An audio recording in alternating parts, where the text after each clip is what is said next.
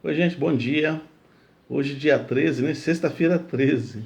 Para quem tem medo de fantasma, hoje é um problema. Mas para quem tem Jesus, é só mais um dia, né? É só mais uma sexta-feira, só mais um final de semana chegando por aí. E a gente vai aproveitar, evidentemente, para conversarmos sobre a palavra de Deus nessa manhã.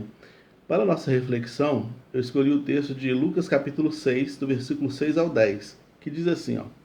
E aconteceu também no outro sábado que entrou na sinagoga e estava ensinando, e havia ali um homem que tinha a mão direita mirrada. A mão dele era encolhida, né? Ele tinha um problema na mão direita.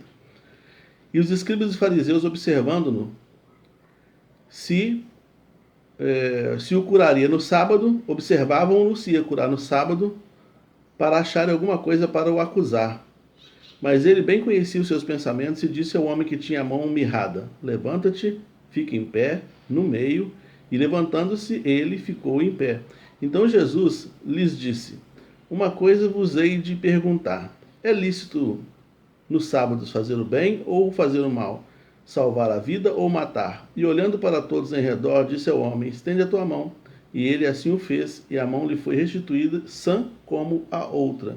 É um texto que a gente já leu algumas vezes, mas eu quero pegar alguns pontos aqui. A primeira coisa que a gente tem que ver é que Jesus ele estava num lugar que já lhe era familiar. A sinagoga era um templo de educação religiosa e também ensinava questões culturais. O objetivo das sinagogas, das sinagogas plantadas não só em Jerusalém, não só em toda a Palestina, mas ao redor do mundo, o objetivo é manter viva a cultura judaica, considerando que o povo judeu sempre foi perseguido, sempre foi retirado da sua terra, sempre foi assim, o resto do mundo muitas vezes ataca Israel com o intuito de tirar Israel, riscar Israel do mapa.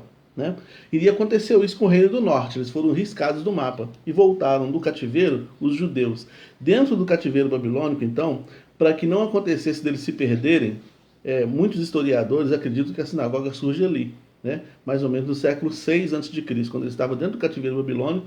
Então, lhes é permitido criar prédios de educação religiosa dentro da região do Império Babilônico, para que eles pudessem, então, alimentar a cultura judaica, a religião judaica, a língua. Toda a cultura judaica era alimentada dentro dos prédios de educação religiosa chamados sinagogas. Quando eles voltam para a Palestina, eles mantêm a cultura das sinagogas, então tem sinagoga espalhada por toda a Palestina e ao redor do mundo. Em Juiz de Fora tem sinagoga, em todos os lugares tem sinagoga, que é o que tem como objetivo isso que eu acabei de dizer aqui. Desde pequeno, os meninos, eles frequentavam, as crianças, as pessoas frequentavam a sinagoga para aprender sobre a sua cultura. Então, a sinagoga era um lugar que Jesus conhecia. Jesus, então, vai à sinagoga. Ao chegar na sinagoga, ele é convidado para dar uma palavra. O presidente da sinagoga, existia dois tipos de pessoas que comandavam ali. A sinagoga geralmente era comandada por 10 pessoas, mas tinha dois especificamente que eram os líderes locais, né? Que era o presidente e aquele que servia, aquele que fazia todo o expediente de funcionamento da sinagoga ali. Então, essas pessoas escolhiam quem era o orador. E geralmente o orador é uma pessoa que tinha qualificações para isso, né? Então Jesus vai adiante para ser o preletor daquele sábado e ele então começa a pregar. Havia pessoas ali de todo tipo. As pessoas, eu cometi até um equívoco quarta-feira no culto, dizendo que pessoas enfermas não podiam frequentar a sinagoga. Não, as pessoas enfermas não podiam frequentar o templo, a sinagoga podia. Então, todas as pessoas que iam ali, eles iam em busca de alguma coisa, receber uma palavra, receber uma informação, receber um conhecimento maior acerca das explicações que eles davam sobre Deus. Eles queriam aprender sobre Deus. Havia expectativa no coração de todo mundo. E Jesus era um rabino recém-chegado no pedaço. Ele frequentava ali como alguém que participava da sinagoga. Mas agora Jesus começa a frequentar a sinagoga como alguém que prega na sinagoga. Alguém que vai em todo lugar, entra das sinagogas e tem a autoridade, tem o convite para ser um mensageiro. Então agora ele vai de forma diferente. Então tem um pregador diferente na sinagoga. Todo mundo foi lá para ouvir o que Jesus tinha a dizer. E Jesus não tinha só a dizer, ele tinha também a fazer. Enquanto Jesus pregava, ele observava todo mundo, né? E aí a gente vê o seguinte: havia expectativa no coração de todo mundo que estava ali, inclusive desse homem que tinha uma enfermidade na mão direita. Esse homem não podia trabalhar, esse homem não podia levar o sustento para sua casa, esse homem provavelmente era um pedinte, esse homem tinha uma vida muito complicada, então tinha muita expectativa dele sobre o que Deus tinha para a vida dele. O que Deus tem para mim? Por que eu nasci assim? Porque dentro da cultura judaica, uma pessoa que nascesse enferma ou que tivesse algum tipo de enfermidade, algum tipo de problema, era alguém que Deus estava tratando com ele. Era consequência de pecado. Por isso que o pessoal vai falar com Jó: Jó, qual é o seu pecado para acontecer tudo isso que aconteceu contigo? Quando no capítulo 9 de João eles veem um cego de nascença, o que eles falam? Quem pecou? Ele mesmo ou o pai dele? Os pais dele, para que ele tivesse essa enfermidade de cegueira. Então eles nunca admitiam que a doença, qualquer tipo de doença, fosse uma questão normal, uma questão do dia a dia, uma questão da vida, uma incontingência da vida. Eles não acreditavam que era assim, eles acreditavam que era um fator espiritual. Então, por essa razão, os enfermos não podiam ser sacerdotes, não podiam ocupar funções religiosas, né? Sacerdote, ajudante de sacerdote, sumo sacerdote, pior ainda, eles tinham que ser mesmo pessoas da ralé. E eram pessoas que só ficavam no átrio do templo, eles não entravam na nave do templo, só ficavam nos pátios, onde Jesus se encontrava com eles e pregava para eles. Eles eram excluídos da sociedade. E aqui na sinagoga eles tinham um certo refúgio. Então esse homem estava lá, ele queria saber mais sobre Deus, sobre a enfermidade dele, sobre Deus, sobre a influência disso. Ele tinha essa expectativa no coração. Ele foi ao culto com uma expectativa. Quando você vai ao culto, você vai com expectativa de saber o que Deus tem para a sua vida? Você vai com expectativa de respostas acerca das coisas que você está vivendo? Você ora antes de ir para o culto e fala: Senhor, fala comigo o que eu preciso ouvir. Não aquilo que eu quero ouvir, mas aquilo que eu preciso ouvir. Me dê direcionamento através da tua palavra, através de tudo que foi acontecendo neste culto. Provavelmente esse homem foi com essa expectativa no coração. E enquanto Jesus pregava, Jesus observava as pessoas. E Jesus viu aquele homem. E aí nos chama a atenção essa questão que faz coro com João capítulo 4, onde Jesus diz assim, que Deus procura aqueles que o adoram em espírito e em verdade. Quando a gente está em culto, no coletivo, Deus está olhando os corações. Ele sabe perfeitamente qual coração foi ali em busca dele e qual coração foi ali em busca dos seus próprios interesses. É por isso que quando Jesus fala isso com a mulher samaritana no capítulo 4 de João, que Deus busca os que o adoram em espírito e em verdade, ele está falando para uma mulher religiosa. A mulher fala para ele sobre o templo. Essa mulher é samaritana. Os samaritanos construíram um templo diferente do templo de Jerusalém, porque eles eram inimigos dos judeus, eles não podiam ir a Jerusalém para adorar, eles adoravam no templo deles, lá no Monte Gerizim, lá em Samaria. E aí Jesus fala assim: tudo bem, os judeus vão lá no templo adorar, vocês ficam aqui em Samaria adorando e acham que Deus está recebendo isso? Essa divisão, essa inimizade entre vocês não conseguem ficar juntos nem para adorar? Paulo vai falar sobre isso em 1 Coríntios capítulo 11, sobre tomar a ceia indignamente. Vocês não conseguem ficar juntos nem na adoração? E vocês se odeiam e acham que Deus está aceitando a adoração de vocês? Deus está procurando aqueles que têm um coração sincero na adoração.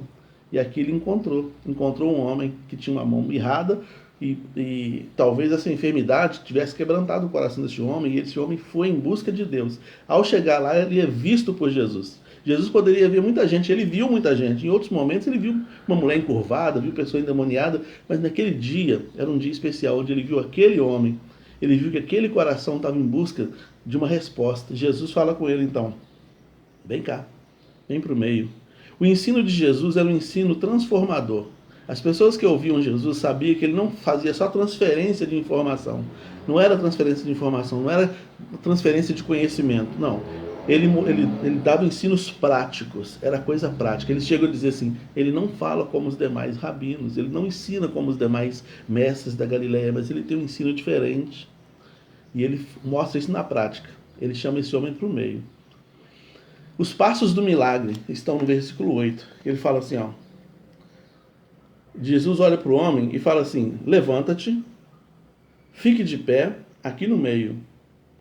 E aí a Bíblia diz que o homem se levantou e ficou de pé lá no meio. A sinagoga, a maioria delas, tinha um formato, o local de culto, um formato meio circular. Era um meio círculo. E o orador ficava assim. Então, quando ele fala vem para o meio, ele fala para vir para esse meio de círculo aqui, diante do púlpito onde ele estava. Ele vira esse homem para diante da multidão e pergunta para os fariseus e os escribas: e aí, os ensinos de vocês falam sobre o sábado? Falam sobre um montão de coisa? Desumaniza Deus, porque Deus não pode fazer nada no sábado? Se um ser humano estiver agonizando, perdendo a vida no sábado, vocês não vão fazer nada, porque não pode trabalhar no sábado?